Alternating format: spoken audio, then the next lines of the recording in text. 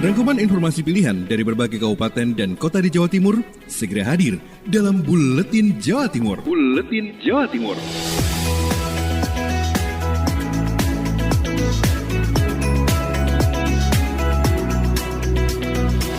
Hai, ketemu lagi bareng Andri di Buletin Jawa Timur edisi hari ini, Kamis 4 Februari 2021.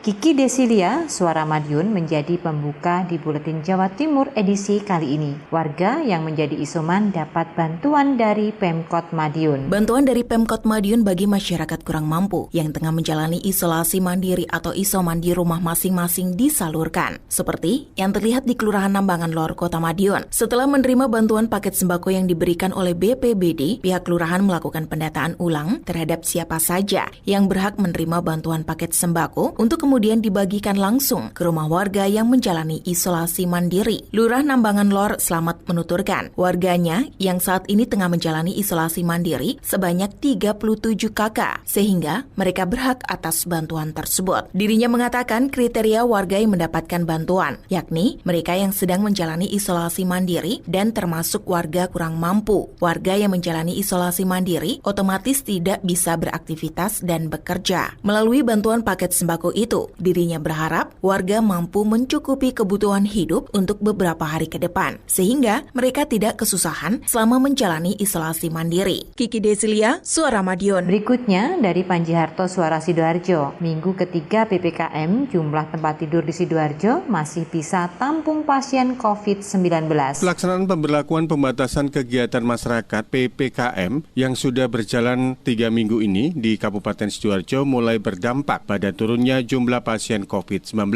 Menurut data Satgas Penanganan COVID-19 Sidoarjo, jumlah pasien asal Sidoarjo yang masuk dan dirawat saat ini turun sekitar 25%. Dr. Gigi Safsatria Warman, Kepala Dinas Kesehatan Kabupaten Sidoarjo, Senin lalu menyampaikan di Kabupaten Sidoarjo, rumah sakit rujukan masih bisa tangani pasien COVID-19. Jumlah tempat tidur kalau khusus Sidoarjo, saya laporkan ke Pak PJ tadi malam 86% yang terisi. Kita tuh masih ada lah, walaupun sudah memuncak, tapi tempat tidur itu masih ada. Artinya kalau misalnya terjadi peningkatan yang mendadak, tempat tidur kita masih bisa terisi. Sahabat, meski jumlah pasien COVID-19 di Kabupaten Sidoarjo turun 25%, namun upaya penegakan disiplin protokol kesehatan tetap dilakukan hingga pelaksanaan PPKM tahap 2 berakhir pada 8 Februari mendatang. Demikian, saya Panji Harto, Suara Sidoarjo. Bergeser ke Persada FM, ada Ninda Alivia mengabarkan vaksinasi perdana berjalan lancar. RSUD Ngadiwaluyo Wingi mengajak masyarakat membuang stigma negatif terkait vaksin Sinovac. Ketua DPRD Kabupaten Blitar Suwito Saren Satoto berharap pelaksanaan vaksinasi di tahap berikutnya nanti bisa berjalan dengan lancar. Ini ditegaskannya setelah ia mendapatkan vaksin perdana di Kabupaten Blitar di RSUD Ngadiwaluyo Wingi kemarin. Dijelaskannya masyarakat tidak perlu takut dan jangan percaya dengan adanya informasi yang beredar di luar sana, karena informasi tersebut belum tentu kebenarannya. Menurutnya, setelah disuntik vaksin Sinovac, dirinya tidak merasakan hal-hal aneh selama 30 menit, sehingga segala pemikiran negatif yang sudah merebak di masyarakat tidaklah benar. Yang paling penting masyarakat tetap mengikuti peraturan yang sudah ditetapkan oleh pemerintah, lantaran semuanya dilakukan guna memutus rantai penyebaran virus corona. Ia berharap vaksinasi pada tahap berikutnya di Kabupaten Blitar bisa berjalan lancar. Menit yang lalu, kita istirahat 30 menit yang lalu, saya disuntik vaksin. Jadi tidak sakit. Artinya termasuk semuanya masyarakat yang nanti akan mendapatkan vaksin ya tidak perlu kita. Sebagai informasi, Kabupaten Blitar pada tahap awal mendapatkan jumlah kuota vaksin Sinovac dari pemerintah Provinsi Jawa Timur sebanyak 3.000 dosis dengan rincian 2.800 diperuntukkan bagi tenaga kesehatan dan sisanya menunggu proses pendaftaran sampai memperoleh etiket.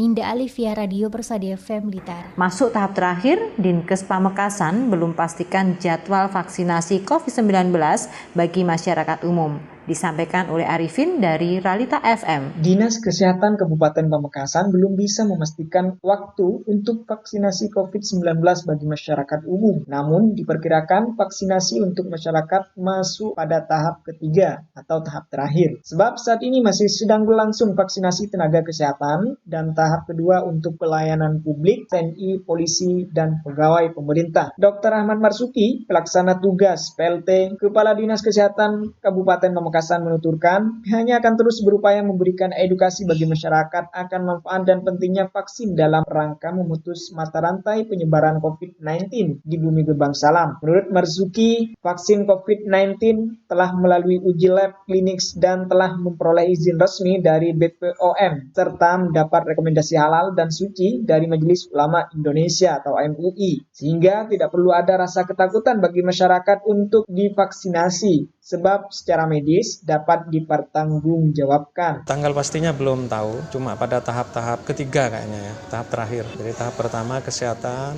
tahap yang kedua untuk yang pelayanan publik seperti polisi, TNI, dan lain-lainnya. Tahap berikutnya ya masyarakat. Tanggal pastinya belum tahu kita.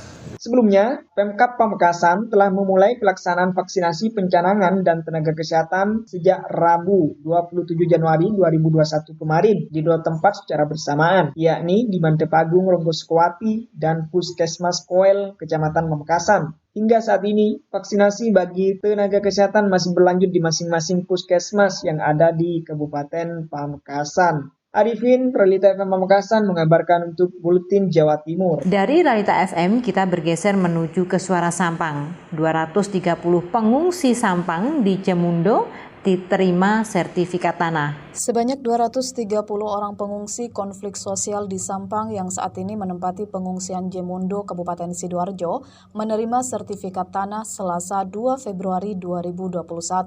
Ratusan sertifikat tanah tersebut langsung diserahkan oleh Gubernur Jawa Timur, Hovifah Indar Parawansa, bersama Bupati Sampang, Haji Slamet Junaidi, Wakil Bupati Sampang, Haji Abdullah Hidayat, Kapolres Sampang, Dandim 0828 Sampang, dan Kepala BPN Sampang. Turut hadir juga dalam kesempatan tersebut perwakilan BPN Jawa Timur beserta PJ Bupati Sidoarjo dengan turut disaksikan oleh para pengungsi yang berada di Jemundo.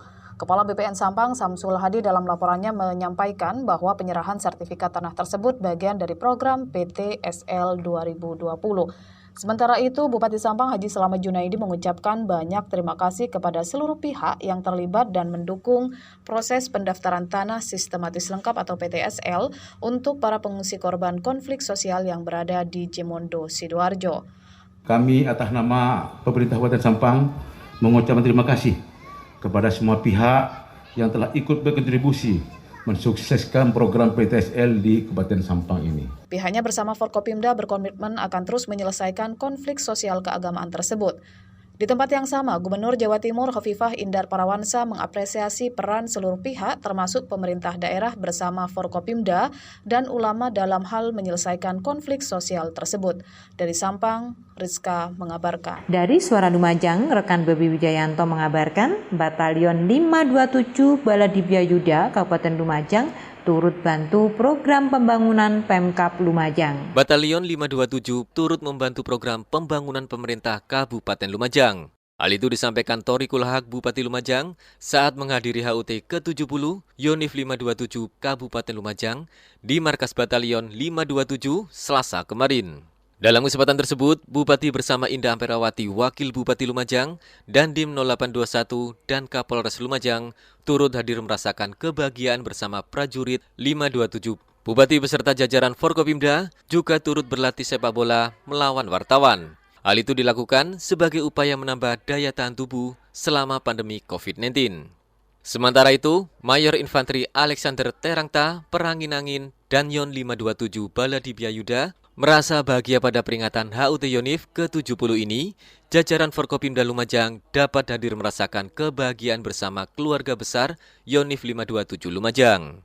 Bobi Wijayanto, Suara Lumajang FM, mengabarkan. Selanjutnya ada Agustin Merdekawati dari Ersa Nganjuk, 1 bulan beku 27 pengedar narkoba. Awal tahun 2021 dibuka dengan maraknya kasus narkoba. Selama bulan Januari, Satres Narkoba dan Polsek jajaran mengamankan total 27 pengedar dan penyalahguna narkoba. Dari jumlah tersebut, barang bukti paling banyak berupa sabu-sabu dengan barang bukti 0,5 ons. Dibanding bulan yang sama tahun 2020, jumlah pengedar yang ditangkap Polres Nganjuk tahun 2021 naik 2 kali lipat, karena di bulan Januari tahun lalu mereka hanya mengamankan 11 pelaku. Dari puluhan pelaku tersebut, 1 diantaranya masih berstatus pelajar SMK di Kabupaten Nganjuk. Semua tersangka saat ini masih dalam proses pemberkasan. Kasat Narkoba Polres Nganjuk AKP Pujo Santoso mengatakan, MR 16 tahun pengedar yang masih berstatus pelajar tidak ditahan. Meski demikian, dirinya dikenai wajib lapor. 2 kali dalam seminggu pemuda tersebut harus mendatangi Satres Narkoba. Sebelum MR yang terlibat pengedaran sabu-sabu ditangkap bersama M. Baikhi, 26 tahun, pada hari Jumat 1 Januari 2021 di rumahnya di Kertosono. Dari 2 tersangka yang diamankan, dalam 2 minggu terakhir, petugas sudah mengantongi barang bukti 51,79 gram. Dari Agustin Merdekawati, Suara Ajuk Ladang Nganjuk. Kirana Nisa dari Mardika FM bawa kabar vaksinasi COVID-19 tahap pertama di Kota Blitar sudah mencapai 65,58%. Sobat, proses vaksinasi COVID-19 di Kota Blitar terus berjalan. Hingga Rabu pagi 3 Februari 2021, realisasi vaksinasi COVID-19 sudah mencapai 65,58%. Demikian disampaikan Didik Jumianto, Kabid Pencegahan dan Pemberantasan Penyakit Dinas Kesehatan Kota Blitar. Didik mengatakan setelah 5 hari berjalan, vaksinasi COVID-19 di Kota Blitar sudah menyasar sekitar 1.593 orang. Artinya masih ada 853 tenaga kesehatan yang masih menunggu untuk menerima suntikan vaksin COVID-19.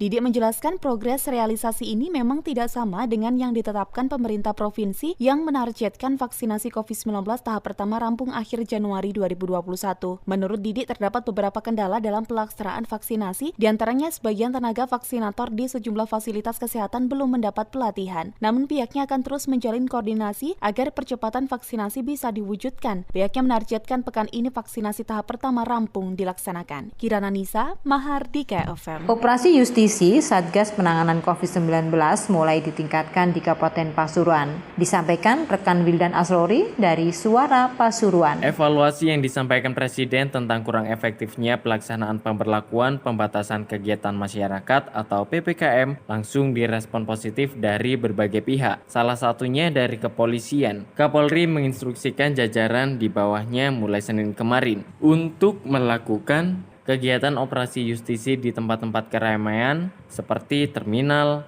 stasiun, pelabuhan, pasar, dan lain sebagainya mulai ditingkatkan dan masif. Itu yang dikatakan AKBP Rofik Kripto Himawan, Kapolres Pasuruan kepada Emil Akbar, Tim Liputan Dinas Komunikasi dan Informatika Kabupaten Pasuruan. Perintah terbaru tadi malam kita ada virtual meeting dengan Pak Menko Maritim dan Investasi. Di situ ada Bapak Mendagri, ada Bapak Menteri Agama, ada Pak Kapolri, ada Panglima TNI, dan direktif langsung perintah dari Pak Kapolda menyampaikan bahwa mulai hari ini kita akan tingkatkan kegiatan operasi justisi di tempat-tempat keramaian, di tempat berkumpulnya masyarakat, terminal, stasiun, pelabuhan, pasar, dan seterusnya. Saya menghimbau kepada masyarakat, mari sama-sama kita meningkatkan kedisiplinan kita terhadap protokol kesehatan. Kita akan masifkan kembali operasi justisi, semua akan kita terapkan dari sejak soft approach sampai hard approach akan kita lakukan. Saya berharap masyarakat tertib